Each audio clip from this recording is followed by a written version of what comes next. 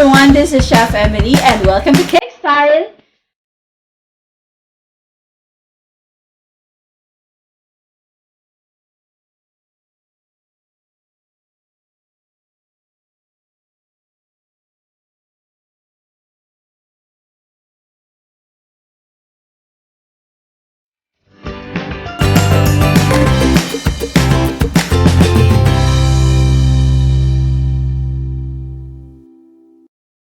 Alam ko matagal niyo na pong request na matuto ng isa sa mga best-seller, yummy and delicious recipe na talaga namang pinagmamalaki ko at dahilan kung bakit ako ay na-addict or naging isang pastry chef.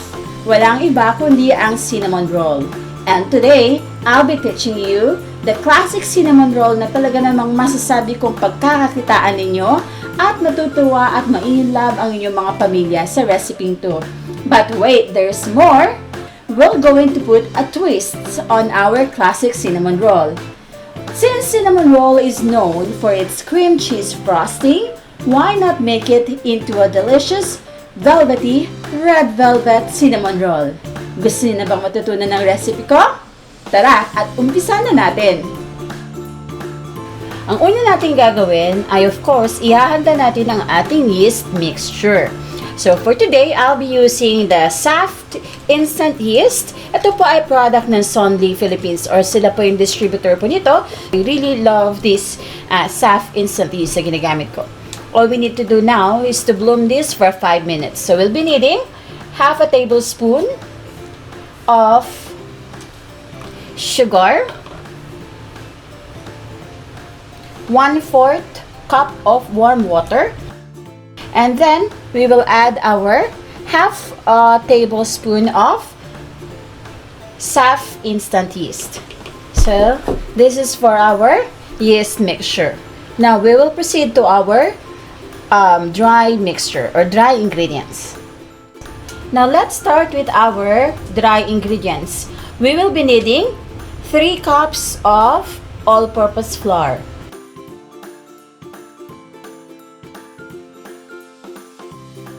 1 teaspoon of salt,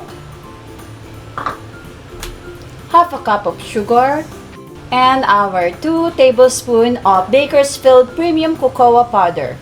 Sift it together. Iwasan lang natin na magkaroon ng mga buo-buong all-purpose flour sa ating mixture. For our liquid mixture, we will start with our 1 piece of medium egg. And then 3/4 cup of fresh milk. So right now I'm using the Arla natural milk. Kanina gumamit na ako ng 1/4 warm water doon sa ating yeast mixture. So yung water naman, yung liquid naman natin ngayon is 3/4 lang. That is equivalent to 1 cup of liquid mixture. Now, since this is a red velvet, I'll be using our professional lorrann professional kitchen red velvet emulsifier. Ito yung nagpapatingkad ng kulay ng ating red velvet at talaga namang meron na po siyang hint of cream cheese din. And for our food color, we will be using the Ferna liquid food color red. Okay, so we will be needing a total of 1 tablespoon for the food color. So 1 teaspoon goes for our red velvet emulsifier, the lorrann. Now, if you cannot find this lorrann, you can naman just remove this and complete the 1 tablespoon of food color. Okay, so this is now ready. Let's start using our KitchenAid mixer. Alright, so at a very low speed, haluin po natin ang dry ingredients natin and then we will add our yeast mixture. And then our liquid mixture. Speed it up at medium para masama yung lahat na po ng mga dry ingredients natin dito sa gilid ng ating KitchenAid mixer.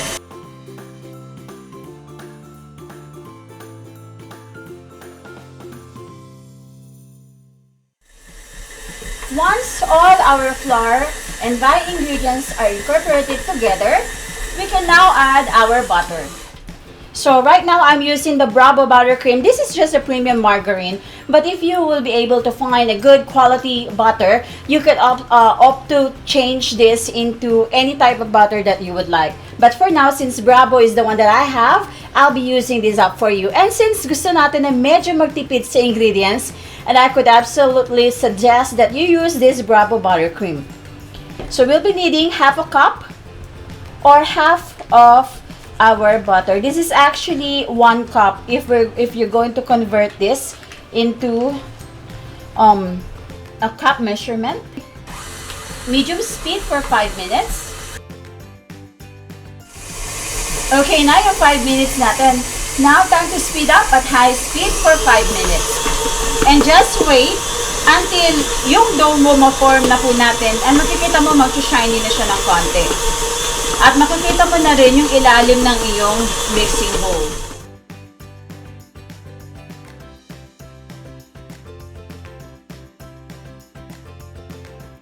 So, tapos na po siya. Mapapansin mo na nalinis na niya yung side ng ating bowl at wala na rin pong nakadikit sa bandang ilalim na ating mga dough mixture. And now, we have to prepare our bowl. Lagyan natin ito ng konting oil at dito natin ipoproof yung ating mixture. And then, we will get our dough. There you go. Ang ganda niya. See? Ang kinis. So again, you will notice that our dough is medyo may pagka-sticky po siya. But you don't have to worry. Kasi ganyan talaga ang ating texture ng ating dough. Hindi siya matigas like the rest. But you could see that it's so smooth at hindi siya ganun ka-sticky. But buong buo po siya. One more tip that I would tell you. Always do the window pane. Yan, window pane ngayon tawag nila, no? Dito. So, yan, makikita mo na well-developed ang ating dough. Hindi siya basta-basta napupunit. Cover this up and let it rest for at least 15 to 20 minutes. So, again, this is not proofing or this is not what they say na pinuproof po natin. Kundi, nire-rest lang natin yung dough natin. We don't have to wait until it double in size. No. We're just going to leave it for 15 to 20 minutes, well, at least 15 minutes to rest the dough para maiwasan natin siya na bumalik kapag ini-stretch natin yung ating dough later on.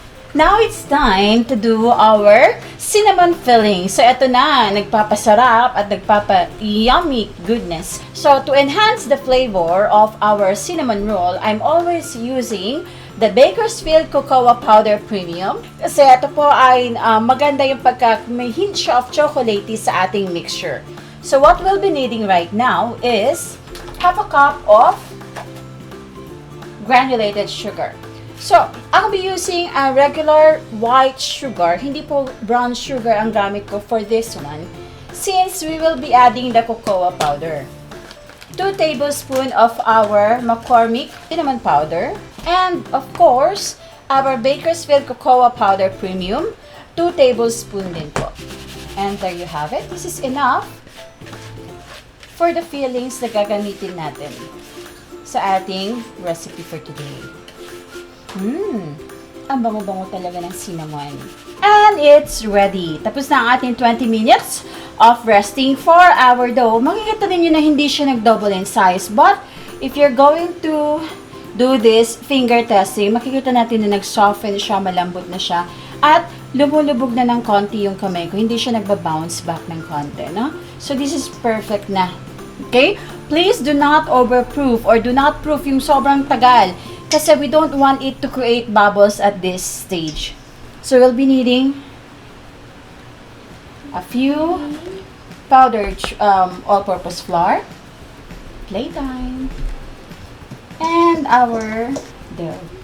We will now roll this out thin, approximately 14 by 16. So, 14 ang size niya from this, and then 16 yung haba po niya. Or you can do the other way around, 14 and then 16. Okay? Please make sure that when you roll this out, huwag mo masyadong i-press kasi ayaw natin na mapipi yung ating dough. And also, baka mapunit.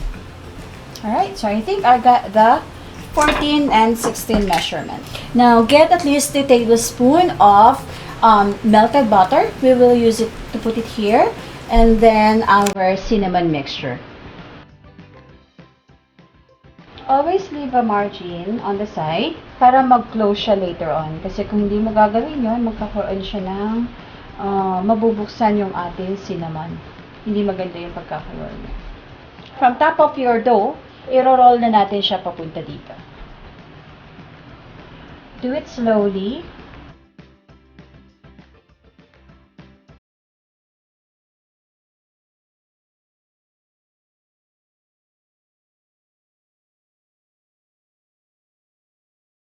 Put the cinnamon under and leave this to rest for at least 5 minutes para makahinga yung dough natin. Okay, now I have my cinnamon log here. We are now about to cut it at 2 inches for each size. But instead of using knife, I'm using the floss. So ito po yung gamit po natin to make sure that we have a precise cut on each cinnamon roll. So put it under, but please make sure na dahan-dahan lang yung pag-lift mo ng iyong cinnamon roll para hindi mo siya hindi masira yung shape ng ating dough. Cross and cut.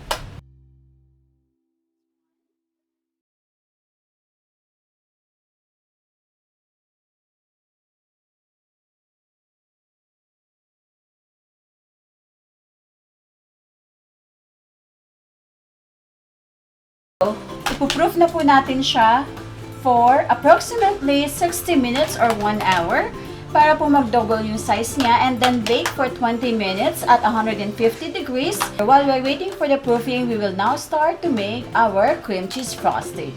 We will now prepare our cream cheese frosting. So ito naman po yung nilalagay natin on top of our red velvet cinnamon roll. So I have here half a cup of powdered sugar. So make sure that your powdered sugar are sifted bago po natin siya gamitin. 1 cup of butter. So for the butter, at least soften na siya ng konti. And then half a cup of cream cheese.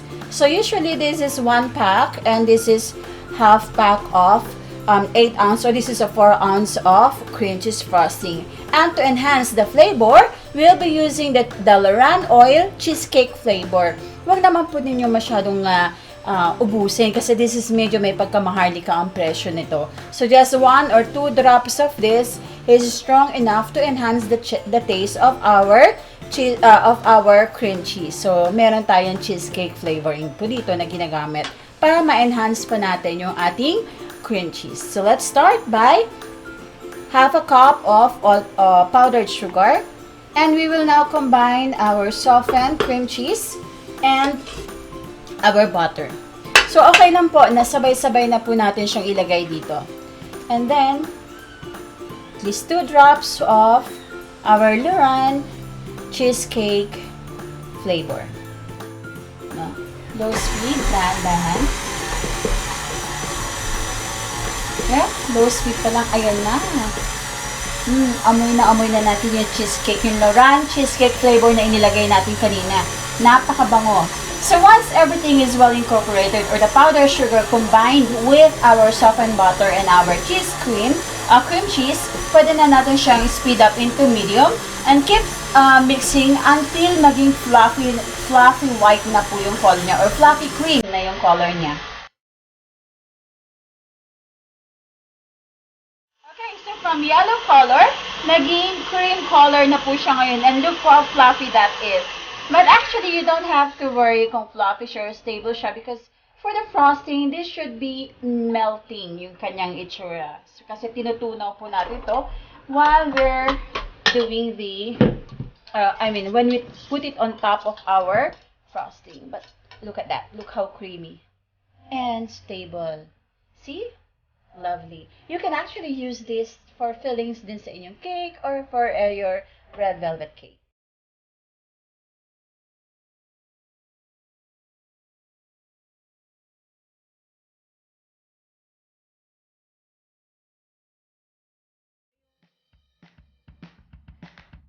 At ito na nga ang ating finished product, ang ating napaka-classic, super delicious, yummy talaga na ating red velvet cinnamon roll na ihahandog ko po para sa inyo.